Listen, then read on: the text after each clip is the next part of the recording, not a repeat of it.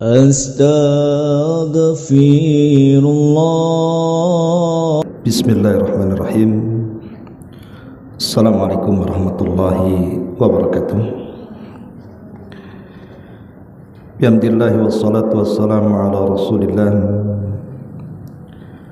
wa ala alihi wa sahbihi wa mawalah wa la hawla wa la quwwata illa billahi wa ba'du. Alhamdulillah, segala puja dan puji hanya milik Allah subhanahu wa ta'ala. Salawat dan juga salam kita hadiahkan kepada Rasul kita Nabi besar Muhammad sallallahu alaihi wa ala alihi wasallam.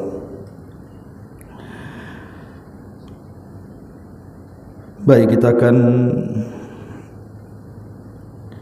lanjutkan kajian Kitab Minhaj Al-Muslim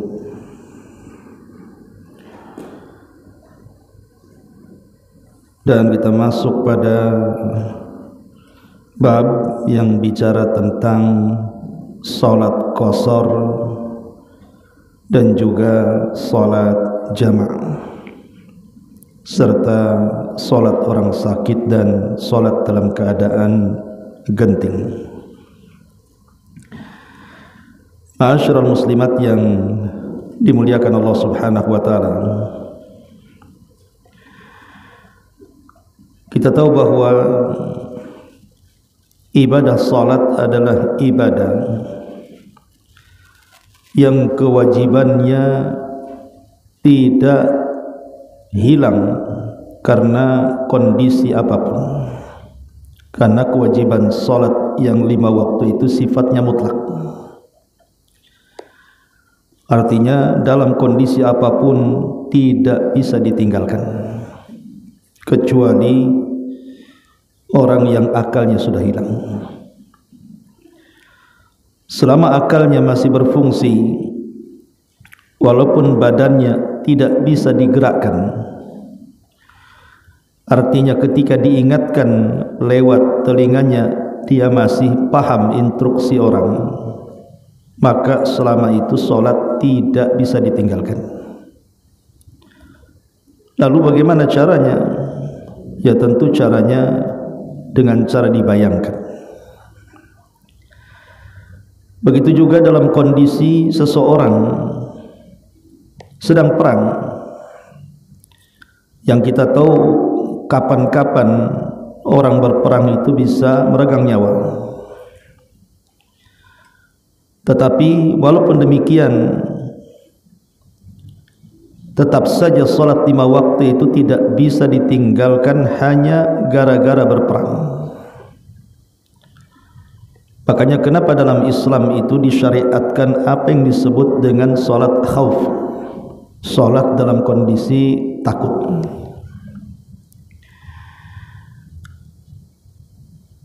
Ma'asyiral muslimat yang dimuliakan Allah azza wa jalla, tapi dalam kondisi-kondisi tertentu, Islam ini adalah agama yang membawa kemudahan, tidak mempersulit siapapun penganutnya.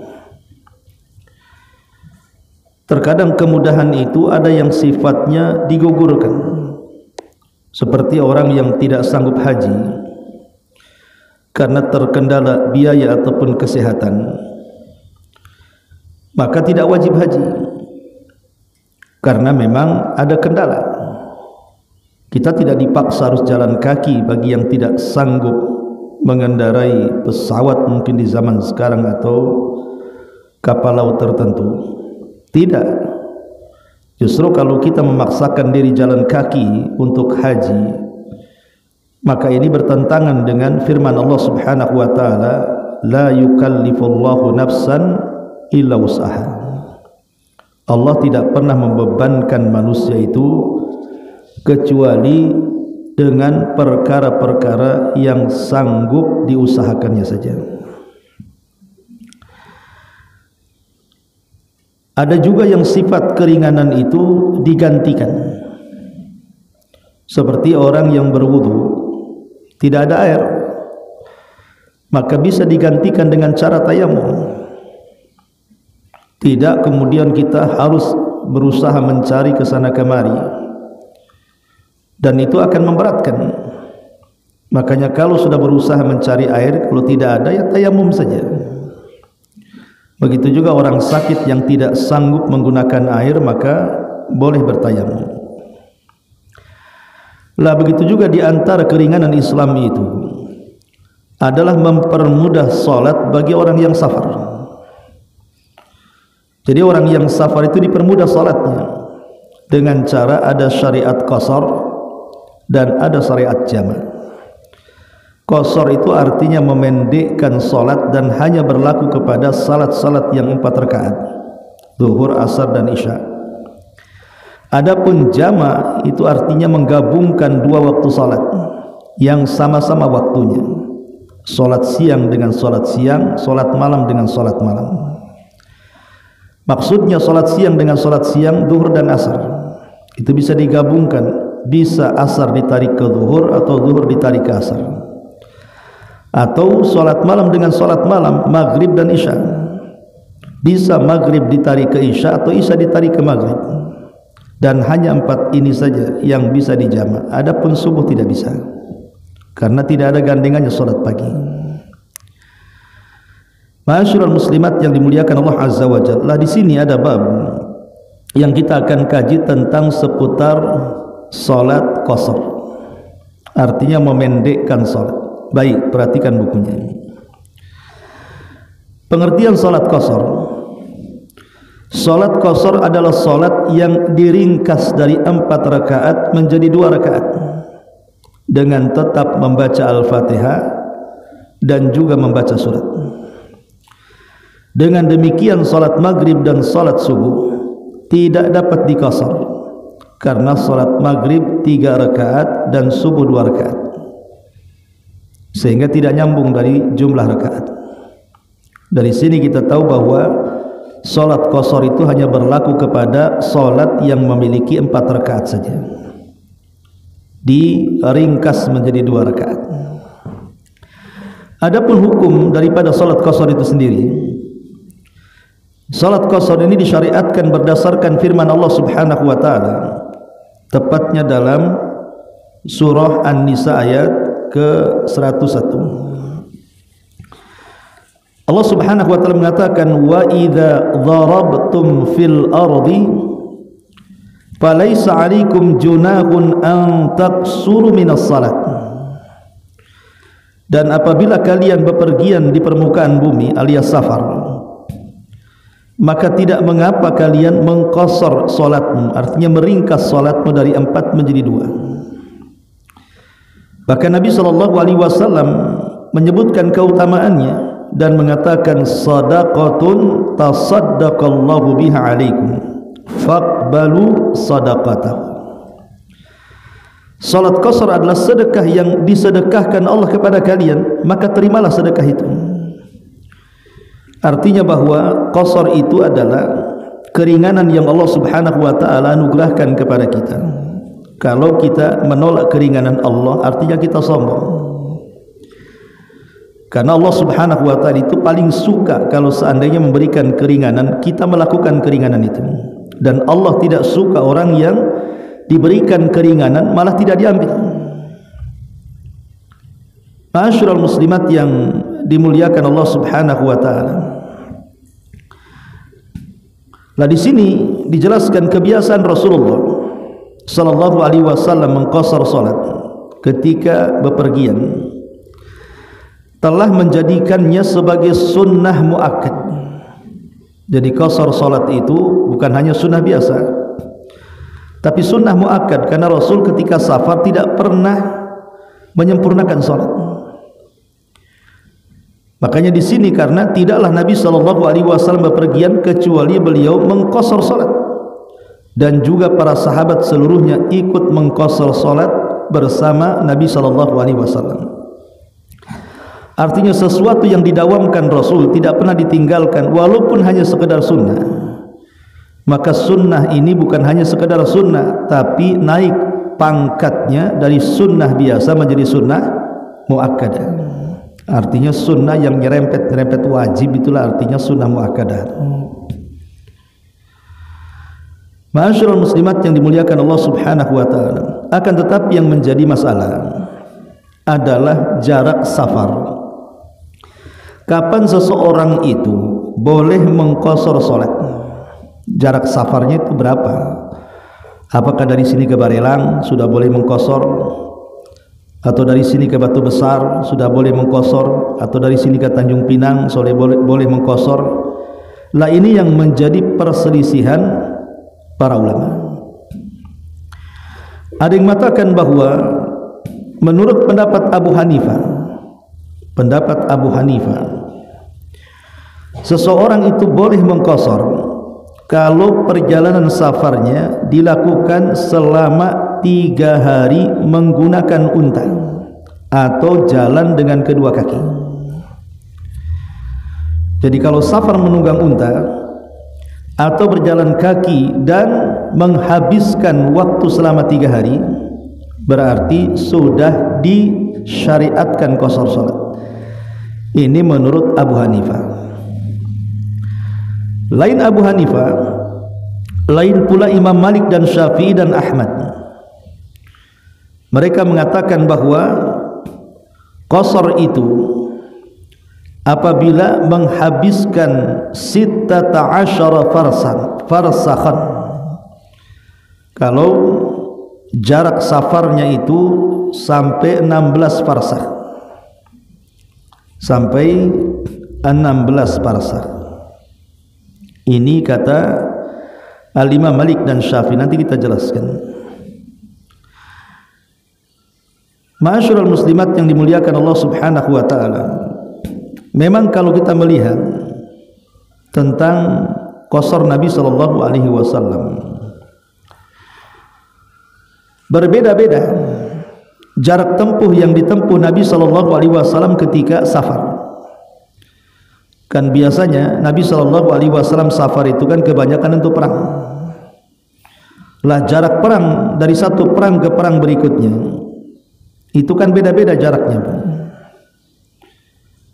Lah dari perbedaan jarak inilah maka terjadi perselisihan ulama tentang masalah jarak safar. Jadi gara-gara perbedaan yang ada di zaman Nabi sallallahu alaihi wasallam dari jarak safar yang ditempuh Nabi sallallahu alaihi wasallam dari satu tempat ke tempat yang lainnya, itu pula yang menjadikan kenapa kemudian menjadi perselisihan ulama sejauh mana safar seseorang itu dikatakan boleh mengqashar salat. Tetapi saya cenderung kepada pendapat Syekhul Islam Ibn Taimiyah rahimahullahu taala dan beberapa ulama yang lainnya mengatakan bahwa jarak safar itu ditentukan dengan adat kebiasaan kita, bukan ditentukan hari ataupun jarak. Maksud saya begini, kalau seandainya dari Batam ke Tanjung Pinang menurut kebiasaan itu sudah dianggap safar, maka sudah boleh mengqashar salat walaupun jaraknya tidak jauh. Seperti orang yang berjalan dari Tiban ke jembatan akhir di Barelang, walaupun jauh tapi orang sini, masyarakat sini bukan mengatakan itu safar, hanya jalan-jalan saja, rekreasi saja, maka tidak dianggap safar. Jadi hukum safar atau tidak safar itu kembali kepada adat istiadat, sebab secara bahasa akan sulit ditemukan karena banyaknya perselisihan ulama. Maka dikembalikan uraf kepada uraf kebiasaan. Kapan kita ini dikatakan safar, ke daerah mana? Contoh umpamanya ibu pulang dari Barelang dengan ibu pulang dari Tanjung Balai Karim. Kemudian ibu ditanya, ibu pulang dari mana? Habis safar ke Tanjung Balai Karimun. Pantas gak tuh ucapan itu? Pantas kan Bu? Kalau ibu ngomong dari Barelang, dari mana Bu? Oh saya baru safar dari Barelang. Kan gak pantas Bu? Karena biasanya kalau orang ditanya dari Barelang, bukan bilang safar, habis jalan-jalan ke Barelang. Itu kan biasanya, Bu. Padahal kadang-kadang jarak ke Barelang dengan ke pulau-pulau itu lebih jauh. Lah, ketika kemudian orang-orang menganggap kalau pulang dari Pinang bilang safar tidak ada yang lucu, artinya seorang pun mengakui, banyak orang mengakui bahwa kalau bilang safar dari Tanjung Pinang ya memang habis safar kan, Bu ya. Tapi kalau dari Barelang walaupun jauh dibilang jalan-jalan, berarti seseorang yang datang dari atau yang pergi dari Batam ke Tanjung Pinang, ke Tanjung Balai Karimun, Tanjung Batu atau tanjung-tanjung yang lainnya sudah dianggap safar. Kenapa? Karena ada tempat mengatakan seperti itu. Jadi tidak aneh di telinga kalau pamannya ibu mengatakan, dari mana, Bu? 3 hari tak nampak. Itu baru safar dari Balai, Tanjung Balai. Orang pun tidak mengingkari kalimat itu. Tapi kalau umpamanya ibu dari jembatan 2, jembatan 3 dibilang safar, kan tertawa orang. Dari mana, Bu? Habis safar. Dari mana? Jembatan 2. Ya mungkin bahasa seperti itu nggak tepat. Ya, mungkin kalau bilang ya habis jalan-jalan, rekreasi dan semacamnya mungkin tepat kan, Bu. Maka ulama mengatakan jarak safar yang boleh mengqasar itu dikembalikan kepada kebiasaan. Mana tempat-tempat yang menurut orang-orang sekitar dianggap safar, berarti sudah boleh qasar walaupun tidak jauh. Ya. Ini pendapat Syekhul Islam Ibn Taimiyah rahimahullah taala. Tapi tentu pendapat pengarang akan berbeda. Perhatikan bahasa di sini. Poin ketiga halaman yang 430 di sini. Perjalanan yang disunahkan mengqasar salat di dalamnya. Nabi tidak membatasi jarak perjalanan yang di dalamnya dibolehkan mengqasar salat. Tetapi setelah mayoritas sahabat, tabi'in dan para imam memperhatikan jarak sejumlah perjalanan yang dilakukan oleh Rasulullah yang di dalamnya beliau mengqasar salat, akhirnya mereka mengambil kesimpulan bahwa jarak perjalanan yang di dalamnya dibolehkan mengqasar salat adalah sekitar 4 barid. Maksud 4 barid apa? Maksudnya 1 barid 12 mil. Berarti kalau dikumpulkan 48 mil baru dikatakan jarak safar. Jarak ini merupakan jarak minimal bolehnya mengqasar salat bagi orang yang melakukan perjalanan minimal sebagaimana batasan jarak di atas, dengan tujuan untuk melakukan sesuatu, bukan untuk melakukan sesuatu kemaksiatan. Jadi safarnya safar mubah ya. Kalau safar maksiat tak boleh. Namanya safar dari Batam ke Jakarta untuk merampok. Nah ini nggak bisa mengqasar, Bu, karena tujuannya ngerampok kan, maksiat. Maka kalau jaraknya sudah jarak safar, tujuannya bukan untuk maksiat, maka disunahkan baginya mengqasar salat, di mana ia menunaikan salat zuhur, asar dan isya yang tadinya 4 rakaat menjadi 2 rakaat. Jadi kalau pengarang di sini mengambil pendapat bahwa bolehnya seseorang itu safar kalau sudah menempuh perjalanan 48 mil, karena kononnya karena sudah menggabungkan beberapa riwayat kemudian menyimpulkan seperti ini. Tapi saya pribadi saya cenderung kepada pendapat bahwa qasar salat itu dikembalikan kepada uruf, seperti yang saya sudah jelaskan di awal tadi. Wallahu a'lam. Baik, kemudian yang keempat di sini permulaan dan penutupan salat qasar.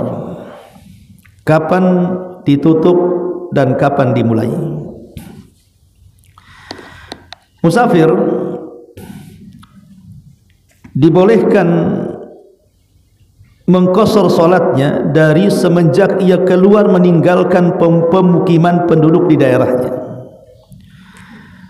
dan selama perjalanannya hingga ia kembali ke daerahnya, kecuali jika ia berniat untuk menetap selama 4 hari atau lebih di daerah tujuan, maka ia harus menyempurnakan salatnya dan tidak boleh mengqasar salatnya.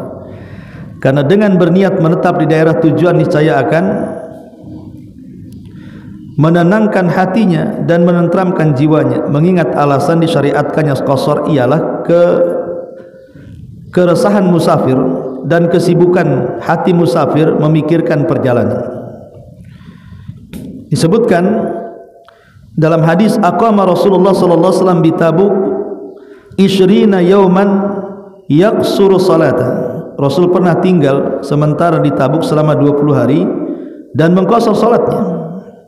Sebagian ulama berpendapat bahwa beliau melakukan hal tersebut karena tidak berniat menetap di Tabuk. Baik.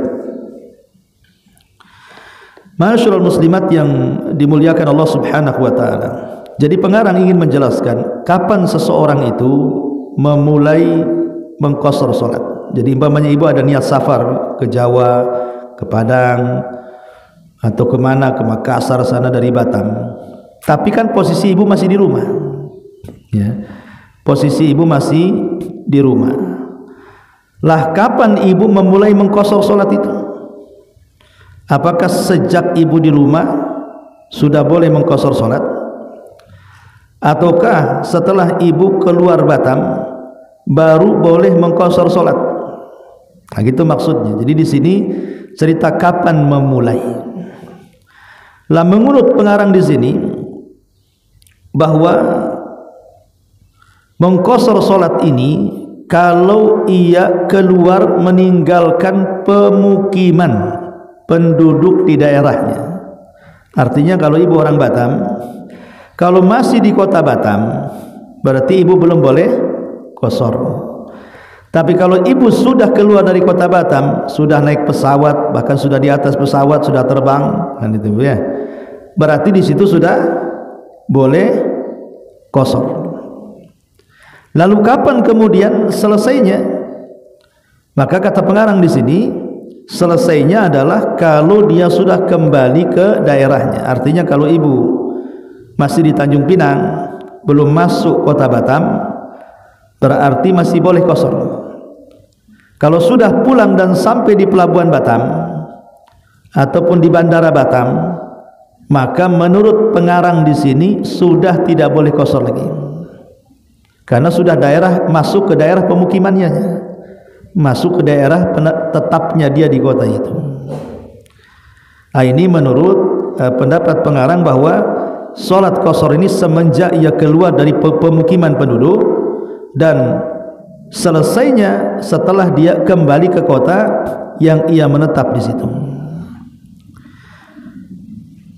Ma'asyiral muslimat yang dimuliakan Allah Subhanahu wa taala, dan ini pendapat yang memang banyak dikuatkan oleh madhab Asy-Syafi'i dan madhab yang lainnya. Mereka mengatakan bahwa qasar salat itu kalau sudah keluar dari tempat pemukimannya dan berhenti setelah dia kembali ke tempat pemukimannya. Baik, ya. Di sini terjadi silang pendapat tentang berapa hari ibu ini boleh mengqasar salat. Pamannya ibu pulang kampung ya, dan keluarga sudah di Batam nih, kemudian pulang ke Padang, Pekanbaru, Jawa, kemana gitu ya, kemudian sampai di rumah orang tuanya di kampung sana. Lah kebetulan ibu ingin menetap sebulan di sana. Apa sebulannya itu ibu mengqasar salat selama sebulan tinggal di sana, ataukah hanya beberapa hari saja ibu mengqasar salat kemudian lebihnya ibu menyempurnakan salat? Nah, ini yang dibahas di pembahasan sini. Kalau menurut pengarang di sini, maka beliau berpendapat boleh mengqasar salat itu selama 4 hari. Boleh mengqasar salat selama 4 hari atau lebih di daerah tujuan. Maka setelah 4 hari ataupun lebih di daerah tujuan, setelah itu boleh menyempurnakan sholatnya. Jadi pengarang mengatakan membatasi 4 hari. Kemudian baru seseorang boleh menyempurnakan sholatnya. Sampai 1 bulan baru kemudian pulang. Tetapi masalahnya di sini, Nabi SAW pernah berperang melawan Imperium Romawi di Tabuk. Nabi menetap selama 20 hari. Dan selama 20 hari itu Rasul mengqashar salatnya. Mengqashar salatnya. Lah di sini pengarang membawakan alasan kenapa kemudian Nabi SAW sampai 20 hari. Alasannya karena Rasul tidak ada niat menetap di situ. Jadi di sini seolah-olah pengarang ingin mengatakan, kalau seseorang ini safar ke sebuah daerah, kemudian seseorang ini ada niat untuk menetap daerah situ, berarti batasannya hanya 4 hari saja. Habis itu disempurnakan, karena ingin tetap di situ. Jadi selama 4 hari saja boleh qashar, selepas itu sebagaimana hukum orang-orang mukim. Karena 20 hari yang dilakukan Nabi SAW di Tabuk itu karena ada keinginan Rasul, tidak ada keinginan Rasul menetap di situ. Seolah-olah kalau ada keinginan, tentu Nabi SAW tidak akan melakukan 20 hari. Seolah-olah pemaham kebalikannya seperti itu. Jadi ini pendapat beliau. Tapi pendapat yang lain seperti Al-Imam Ibnu Hazm dan yang lainnya wallahu alam, bahwa mengqashar salat dalam safar itu tidak terbatas hari. Selama tidak ada niat menetap, maka seberapa lama pun dia di situ boleh mengqashar salat, walaupun sampai setahun ataupun 2 tahun. Jangan sehari sebulan, setahun 2 tahun. Kalau tidak ada niat menetap di sebuah daerah dan dia memang di situ orang asing bukan orang tempatan, ya seorang musafir, maka selama itu dia boleh mengqashar salatnya. Itu menurut Al-Imam Ibn Hazm rahimahullah ta'ala dan para ulama yang lainnya. Ini yang keempat. Kemudian yang kelima di sini salat sunnah dalam perjalanan. Ketika seorang muslim bepergian, maka dibolehkan baginya meninggalkan sejumlah salat sunnah yang bersifat rawatib dan yang lainnya, kecuali salat sunnah subuh serta salat witir, di mana dianggap tidak baik meninggalkan keduanya. Ibnu Umar mengatakan, "Lau kuntu musabbiha mutanaffila la atmamtu salati." Jika aku menunaikan salat sunnah, maksudnya salat nafilah, niscaya aku lebih memilih menyempurnakan salatku dengan tidak mengqashar. Sebagaimana dibolehkan juga bagi musafir menunaikan sejumlah salat sunnah menurut kehendaknya tanpa adanya paksaan, karena Rasul pernah menunaikan salat duha sebanyak 8 rakaat saat bepergian. Terkadang beliau juga menunaikan salat sunnah di atas punggung binatang kendaraannya saat pulang dari perjalanan.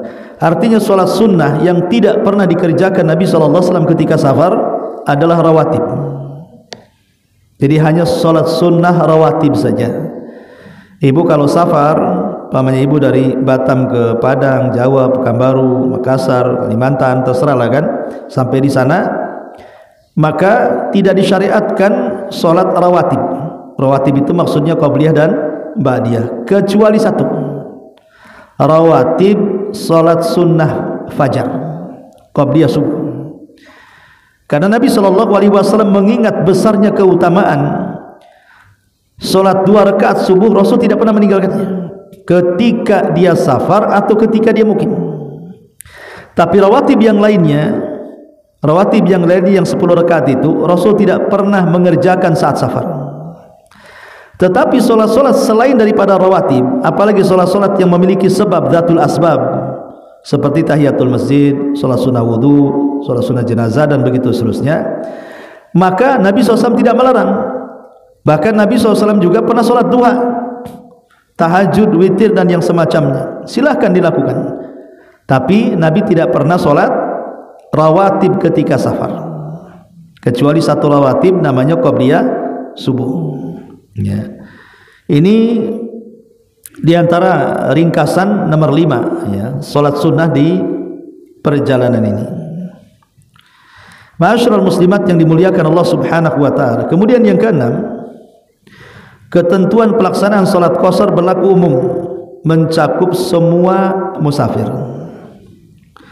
Kata beliau mengenai ketentuan pelaksanaan salat qashar, tidak ada perbedaan antar musafir yang berkendaraan dengan musafir yang berjalan kaki, dan antara yang berkendaraan unta dengan yang berkendaraan mobil ataupun pesawat, kecuali yang berkendaraan kapal laut jika ia tidak turun dari kapal laut sepanjang tahun, sehingga seakan-akan dia telah menjadi penghuninya.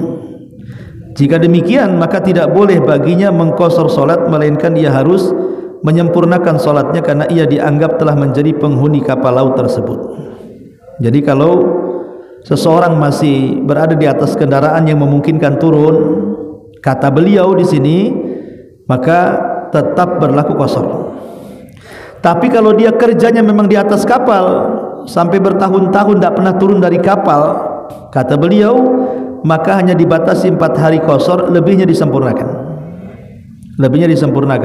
Tapi sekali lagi, sebagian ulama yang lain mengatakan tidak, walaupun di atas kapal, selama dia tidak berniat tinggal di situ, itu hanya dorongan pekerjaan saja, 1 hari pun dia akan pulang dan balik ke kampungnya, maka tetap dia mengqashar salat.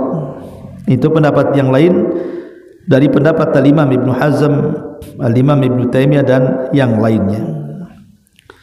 Ma'asyiral muslimat yang dimuliakan Allah Subhanahu wa taala. Baik. Ini ringkasan dari keterangan tentang seputar salat qashar. Baik, sedikit kita bicara tentang adab safar dulu. Pertama Bu, orang safar ini ada adab-adab yang harus diperhatikan, bukan hanya qashar saja. Pertama, berusaha untuk memperbanyak doa safar, baik ketika pergi ataupun kembali. Ingat, doa safar ini penting, karena bagaimanapun kita tidak tahu di perjalanan akan terjadi apa, di pesawat akan terjadi apa, di kapal laut akan terjadi apa, kita tidak tahu, hanya Allah yang tahu. Maka berdoalah dengan doa yang baik yang diajarkan Nabi sallallahu alaihi wasallam. Subhanalladzi sakhkhara lana hadza wa ma kunna lahu muqrinin, ibu sudah hafalan. Kemudian yang kedua, seorang musafir tidak boleh lupa dengan zikir saat di perjalanannya. Seorang musafir jangan lupa berzikir. Makanya disebutkan dalam riwayat Jabir radhiyallahu anhu, beliau mengatakan, kunna idza sa'idna kabbarna wa idza nazzalna sabbahna. Kami kalau sedang safar melalui jalan yang menanjak, kami pun bertakbir. Kalau melalui jalan yang menurun, kami pun bertasbih. Dari sini kita tahu bahwa safar ini jangan tinggalkan zikir. Ini yang kedua. Yang ketiga, bahwa seorang musafir itu kan Bu, doanya mustajab Bu. Ibu kalau sedang safar, itu doa seorang musafir itu sangat mustajab. Makanya Rasul mengatakan salasu da'awatin mustajabat, ada 3 doa yang pasti dikabulkan dan tidak diragukan. Kata Rasul, salah satunya da'watul musafir, doa orang yang sedang safar. Jadi kalau ibu sedang safar dari kota Batam ke Jawa, ke Padang, ke Pekanbaru, ke mana terserah gitu ya, maka sepanjang safar itu Bu, ibu bisa berdoa. Doakan kebaikan kepada anak-anak. Kalau yang punya anak, jadikan mereka anak yang soleh dan soleha. Doakan kepada pasangan supaya dimudahkan rezekinya. Doakan rumah tangganya supaya berkah. Doakan fisiknya supaya sehat dan bisa ibadah, dan begitu seterusnya. Karena doa musafir itu mustajab. Apalagi safarnya untuk umroh, untuk haji, tentu lebih mulia lagi. Ya. Ini yang ketiga. Yang keempat, ya, adalah bagi orang yang sedang puasa, bagi orang yang sedang berpuasa, kalau dia tidak sanggup untuk berpuasa, bagi seorang musafir boleh berbuka. Karena memaksakan diri seorang musafir ketika dia tidak tahan berpuasa itu bukan sebuah kebaikan. Kata Nabi SAW, laisa minal birri as-siyamu fis safar, bukan termasuk kebaikan seseorang itu memaksakan diri puasa saat safar. Ya, jadi buka saja, nanti tinggal ganti di hari yang lain kan. Kenapa mesti kemudian melelah-lelahkan, memaksakan diri untuk berpuasa kalau tidak tahan? Kecuali kalau tahan, maka lebih baik puasa, karena itu bisa mengurangi hutang dan mengurangi beban. Ya, termasuk di antara azab musafir adalah yang kita bahas di sini, yaitu berusaha untuk mengqasar salat, karena itu bagian daripada kemudahan yang Allah Subhanahu wa taala mudahkan kepada kita. Allah itu senang kalau seandainya perkara yang diringankan kepadanya dijalankan, sebagaimana Allah benci orang yang melakukan kemaksiatan kepadanya. Termasuk di dalamnya jamak, menjamak itu termasuk di dalamnya juga bagian daripada adab musafir. Tapi lihat kondisinya seperti apa. Kalau sudah sampai di tempat, ibu sudah sampai di kampung dan tidak ada kesibukan, tidak ada melelahkan, ya tidak usah dijamak. Bagaimanapun sholat tepat waktu lebih baik. Tapi kalau seandainya ada kesibukan, ada kelelahan, kalau seandainya sholat itu diambil waktu-waktunya, maka dibolehkan dijamak. Jadi jamak itu kembali kepada masyaqqah, kembali kepada kondisi kita, apakah kita ini ada lelah atau tidak. Tapi kalau qasar tidak. Qasar itu ilatnya cuma satu, karena safar. Lelah atau tidak lelah, kalau kita safar tetap qasar. Kalau jamak, saat lelah boleh dijamak, saat tidak lelah sebaiknya jangan dijamak. Ya, apalagi sudah sampai di rumah orang tua di kampung sana, tidak lelah, maka sholatlah sebagaimana waktu-waktu yang telah ditentukan. Ma'asyiral muslimat yang dimuliakan Allah Subhanahu wa taala, memang terjadi silang pendapat Bu tentang hukum qasar ini. Ada sebagian para ulama itu sampai mengatakan bahwa qasar itu fardu ain. Jadi kalau tidak diqasar justru batal salatnya. Ada juga yang mengatakan bahwa qasar ini hanya sekedar sunnah saja, kalau menyempurnakan tidak ada masalah. Ada juga yang mengatakan bahwa itu hanya sekedar rukhsah saja, keringanan. Dan ada yang mengatakan bahwa itu adalah sunnah muakkadah. Jadi memang terjadi perselisihan pendapat tentang hukumnya. Tapi yang jelas, bagaimanapun itu sunnah, anggaplah yang paling rendah hukumnya sunnah ataupun rukhsah, maka bagi seorang musafir mengqasar solat jauh lebih baik dibandingkan menyempurnakannya. Cuman perselisihannya kan berapa hari saja dia mengqasar solat tadi. Dan saya sudah jelaskan, selama tidak ada niat mukim, maka selama itu dia boleh mengqasar solat, dan itu lebih kuat wallahu a'lam. Tapi saya tidak mengingkari ada pendapat yang 3 hari saja, 4 hari saja, 20 hari saja, dan begitu seterusnya. Baik, ma'asyiral muslimat yang dimuliakan Allah Subhanahu wa taala, itu ringkas-ringkas saja ya pembahasan tentang masalah qasar. Kalau kita bentangkan ya memang panjang. Baik, kita masuk pada salat jamak. Hukum salat jamak. Salat jamak merupakan sebuah keringanan, rukhsah, yang boleh dilakukan kecuali menjamak 2 salat zuhur. Kecuali menjamak 2 salat zuhur, yakni salat zuhur dan asar pada hari Arafah. Pada hari Arafah, di Arafah, serta menjamak 2 salat isya dan salat maghrib saat bermalam di Muzdalifah. Maka hal ini merupakan ketentuan yang tidak ada pilihan.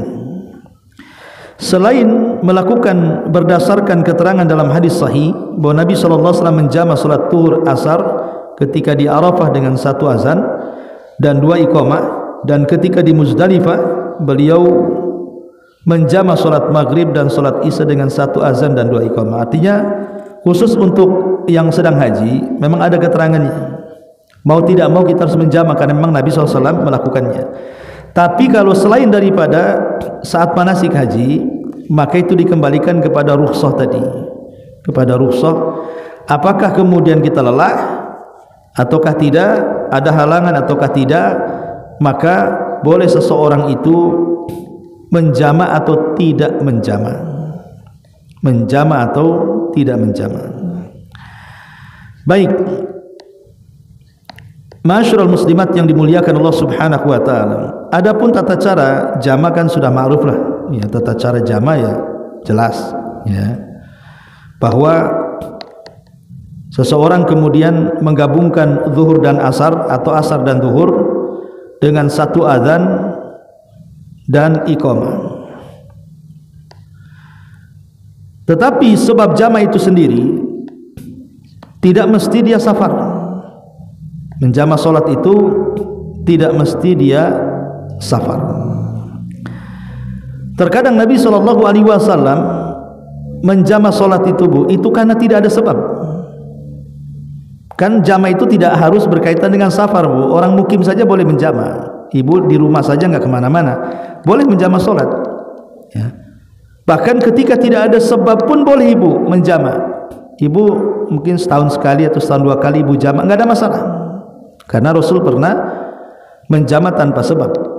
Tetapi kan sebaiknya jama itu dilakukan karena ada sebuah sebab ya, sebabnya seperti apa? Contohnya karena hujan. Jadi seseorang itu hujan deras, posisinya di masjid, kalau bapak-bapak ya sholat maghrib tiba-tiba hujan ya, maka boleh dijama maghrib dengan isya. Karena hujan itu bagian daripada alasan seseorang itu boleh menjama.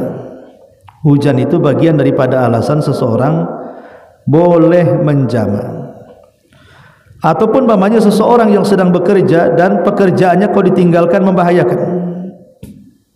Membahayakan, contoh umpamanya polisi lalu lintas kalau sudah sore gitu ya, atau mungkin ada acara apa siang-siang sampai sore acaranya, kalau sempat tidak ada polisi nanti motor tabrakan, jalan macet dan lain sebagainya, maka boleh dia menjama sholat untuk kemaslahatan, untuk kemaslahatan, maka boleh. Atau mungkin seorang pengantin lah, kan umumnya pengantin sedang menikah kan, banyak tamu, kalau ditinggal sholat nanti nggak ketemu tamu-tamu penting, boleh menjama. Umpamanya mulainya jam 10 pagi, ya udahlah pengantin jama zuhur dengan asar sehingga dia bisa menjumpai para tamu. Boleh, tidak ada masalah ya. Ma'asyiral muslimat yang dimuliakan Allah Azza wa Jalla, termasuk juru masaknya juga lah. Kalau ditinggalkan nanti tamu tak makan, ya sudah dijama sajalah zuhur dengan asar supaya senang. Termasuk orang sakit, sakitnya kalau dia banyak bergerak, kalau setiap waktu sholat umpamanya menjama gitu ya, maka itu akan memberatkan bagi dia, maka boleh seseorang itu menjama sholatnya biar ringan bagi dia maksudnya. Jadi itu alasan-alasan orang menjama boleh, bukan hanya sekedar safar saja, karena hujan lebat, karena ada ketakutan umpamanya banyak rampok, banyak maling, karena sakit ya, atau karena kesibukan-kesibukan yang sudah saya jelaskan tadi. Bahkan walaupun tidak ada sebab, seandainya pun tidak ada sebab itu semua, kalau sekali-kali boleh, sekali-kali boleh menjama. Wallahu a'lam. Ya, ini diantara keterangan para ulama tentang tata cara sholat jama dan qasar. Baik, sampai di sini Bu. Kita buka tanya jawab saja, silakan.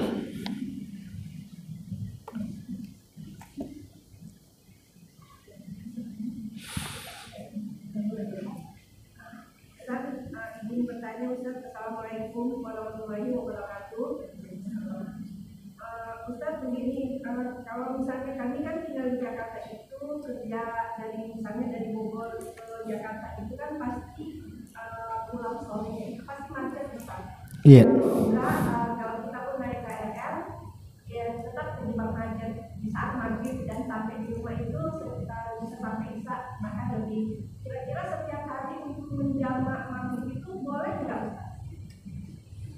jamak maghrib itu akhirnya bisa dilakukan setiap hari, karena kan terlambat prosesnya. Iya, alhamdulillah. Yang jelas gini Bu ya, Nabi SAW tidak pernah sholat wajib di atas kendaraan. Itu poin yang pertama. Rasul tidak pernah sholat wajib di atas kendaraan, kecuali kata para ulama dibolehkan inda darurah, kecuali karena darurat. Seperti seorang naik pesawat, umpamanya berangkat jam 10 pagi, sampai di negara ditujunya mungkin jam 8 malam, otomatis kan tidak sempat kita turun dari pesawat untuk melaksanakan duhur dan asar, baik sendiri-sendiri atau menjamak. Maka dalam kondisi seperti ini boleh melaksanakan sholat wajib di atas kendaraan, karena tidak mungkin dia turun di atas pesawat atau di atas kapal kan. Kecuali kalau seandainya ada jeda waktu untuk melaksanakan sholat wajib turun dari kendaraan. Contohnya kereta api dari Jawa Timur ke Jawa Barat, namanya kan. Kan di sana kan memang jaraknya jauh-jauh ya, atau dari Banyuwangi ujung timur sampai ke ujung barat sana. Nah, ada waktu umpamanya di stasiun tertentu itu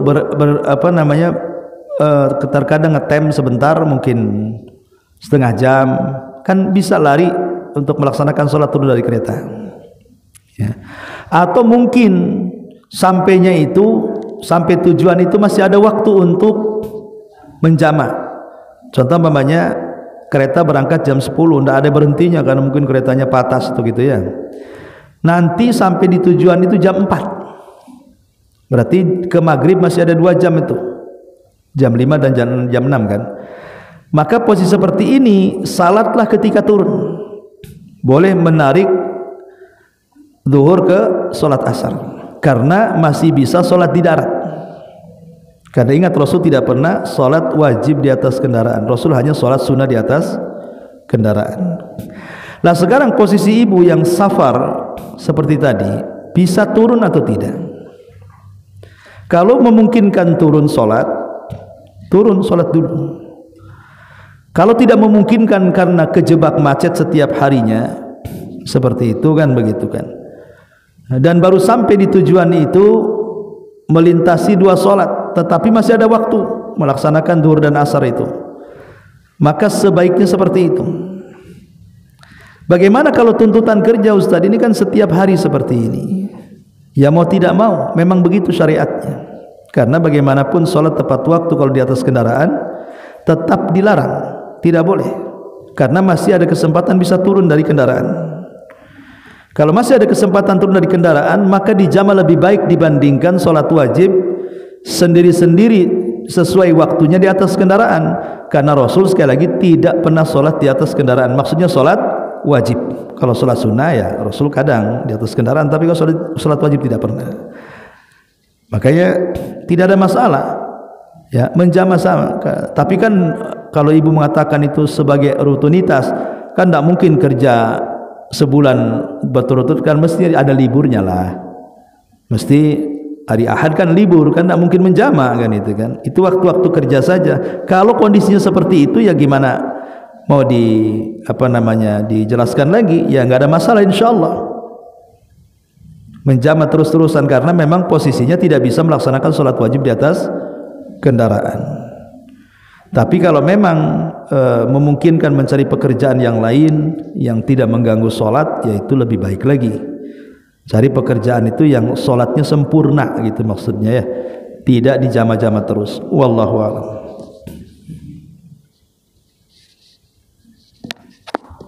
Terima kasih Ustaz. Iya. Keterangannya semoga bermanfaat buat diri saya dan yang lain. Amin. Assalamualaikum warahmatullahi wabarakatuh. Waalaikumsalam warahmatullahi wabarakatuh. Iya, kalau tidak ada yang tanya kita tutup. Iya.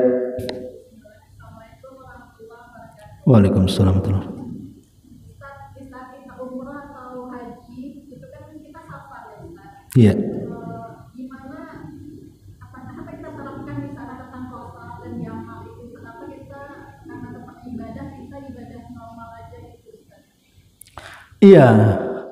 Kalau kita sedang haji atau umroh berada di Masjid Nabawi atau Masjidil Haram, ya kita sholat mengikuti sholat orang mukim. Jadi ibu kalau sholat ke Masjidil Haram dan di sana ada imam tetap, ya ikut sholat mereka.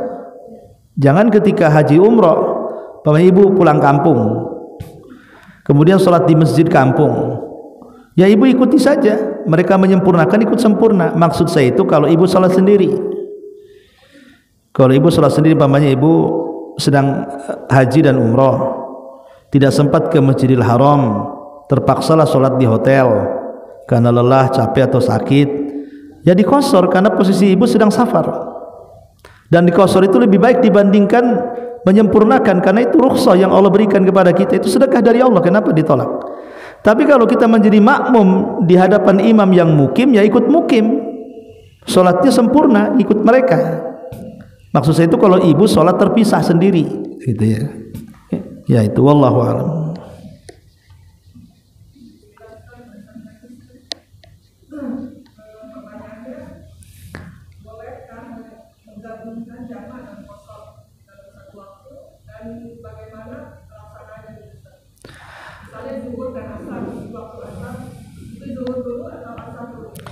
Ya, alhamdulillah pelaksanaan menggabungkan jama dan qasar sesuai tertib salat. Tertib salat ya zuhur, asar, maghrib, isya, subuh, balik lagi ke zuhur, asar, maghrib, isya, subuh, balik lagi, itu namanya tertib. Jangan dibolak-balik tertibnya. Jangan asar didahulukan baru zuhur setelahnya, itu bukan tertib namanya. Kalau tertib ya zuhur dulu baru asar. Apakah sifatnya takdim atau takhir? Mau menarik asar ke zuhur ya tetap zuhur dulu, mau narik zuhur ke asar ya tetap zuhur dulu, itu maksudnya. Jadi tartib dalam sholat itu bagian daripada disyariatkan, ya tetap posisinya sesuai dengan tartib. Ibu jamanya mau jama apa, takhir ke takdim, maka kalau takhir juga sama, takdim juga sama, ikut tartib sholat, ya. Kalau menjama dengan mengkosor, ya kaifiahnya, kalau kosor kan cuman pemanya zuhur dengan asar, ya dibuat dua rakaat lah. Zuhur dulu 2 rakaat, kemudian salam, kemudian bangkit lagi, kemudian niat sholat asar 2 rakaat, kemudian salam. Baik ditarik zuhur ke asar atau asar ke zuhur. Wallahu a'lam.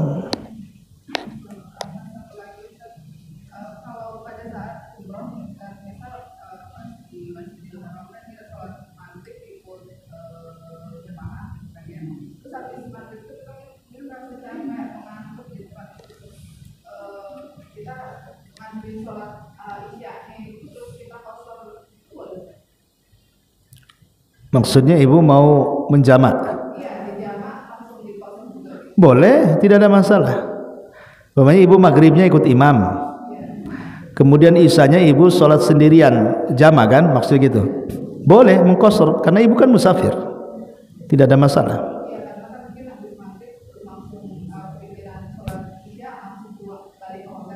Paham. Kadang-kadang ada orang yang tidak, mungkin karena sudah kelamaan lelah. Kadang-kadang kalau awal sih biasanya pertama datang masih senang-senangnya, kalau sudah akhir-akhir itu lemes kadang-kadang kan, sehingga maghribnya saja, isanya kadang-kadang udah capek. Nggak apa-apa, habis sholat maghrib bersama imam Masjidil Haram atau Masjid Nabawi, ibu langsung menjama qasar isya, pulang istirahat. Iya, iya.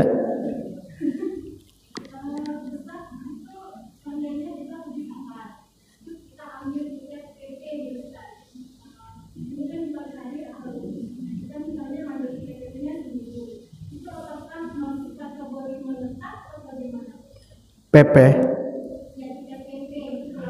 paham? Menetap itu urusan hati, Bu. Ibu awalnya safar ke kampung, terus ibunya sakit di sana kan, kata ibunya udahlah nak, sementara waktu temani ibu sampai sembuh. Kemudian akhirnya ibu ada niat, ya sudah, kalau ibu memang mau ditemani dengan saya dan suami, saya akan minta suami menetap di kampung dulu sementara. Itu kan niat kan, akhirnya kan yang tadinya tidak ada niat menetap jadi ada niat kan.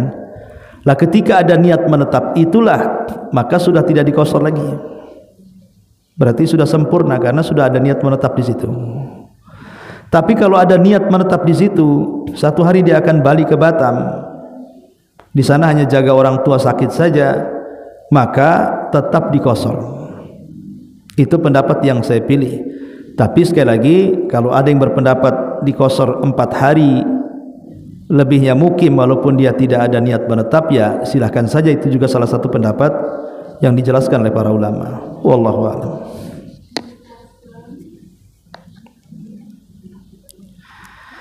Baik, kalau nggak ada, subhanaka bihamdika asyhadu an la ilaha illa anta astaghfiruka wa atubu ilaik. Allahu